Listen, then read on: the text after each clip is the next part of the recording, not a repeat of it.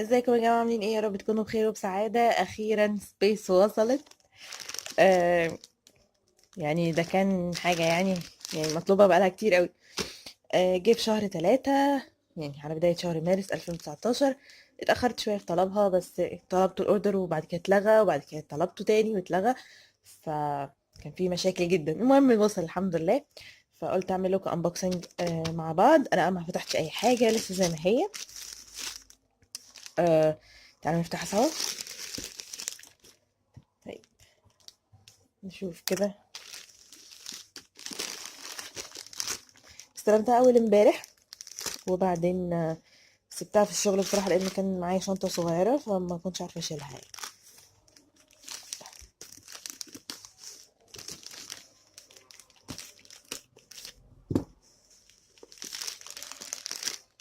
اوكي.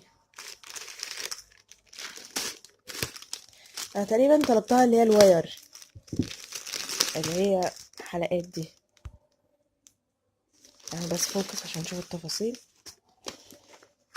ايه. دي البيانات بتاعتي. طيب مستعدين. هو في حاجه بتتفتح، او في حاجه هنا اهو.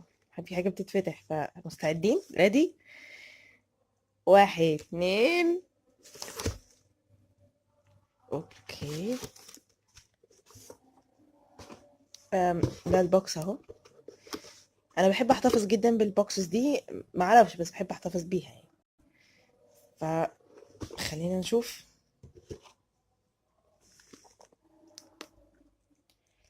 تحفة.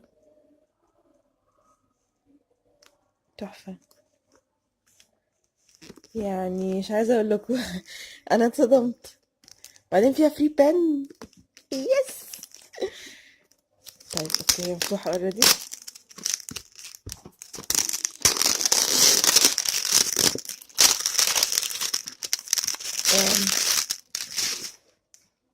ثواني اشغل لكم الفلاش. كده الرؤية اوضح ولا ايه؟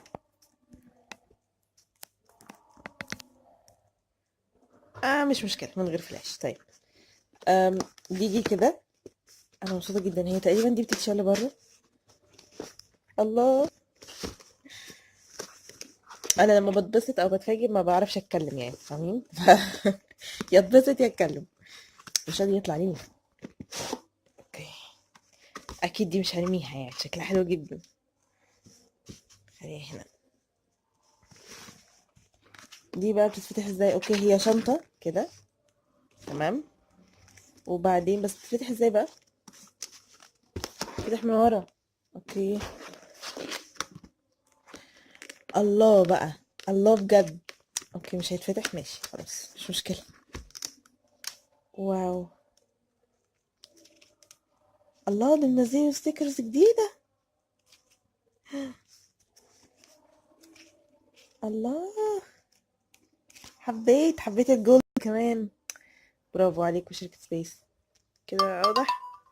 انا خلاص فقدت الامل في الفلاش. حلو قوي. شايفين الجولد؟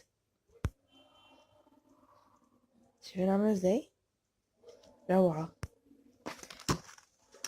ده اللي هي ايه، التو دو ليست. لا يا جماعه بصوا اساسا، بصوا قد ايه عدد الورق.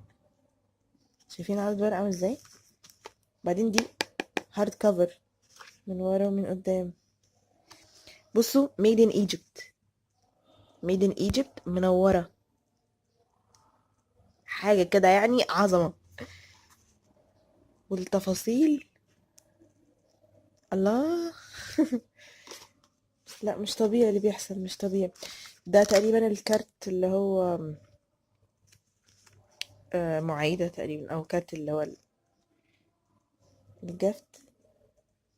انا مبسوطة جدا.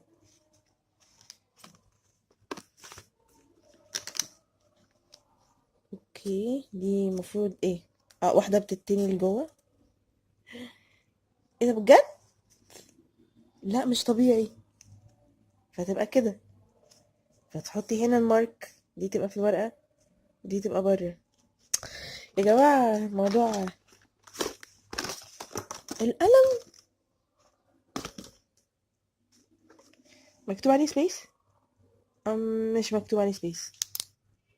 بس حلو، لونه ازرق، حبيت. ده البوكس كده مش هنحتاجه دلوقتي مؤقتا. جاي معاها بقى اللي هي الول. على فكرة خامتها تحفة، خامتها فعلا تقيلة جدا جدا جدا يعني جدا. يعني عارفين زي الكفر بتاع ورق المجلات كده، وبعدين كبيرة قوي قوي يعني بصوا.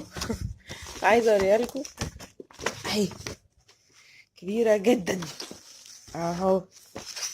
لا مش طبيعية، مش طبيعية سبيس بجد يعني. روعة روعة. الاديشن بتاع 2019 مش عايزة اقول لكم. لا بجد انا انبهرت، انا انبهرت بجد، فعلا تستاهل. ودي البلانر فخمة بجد.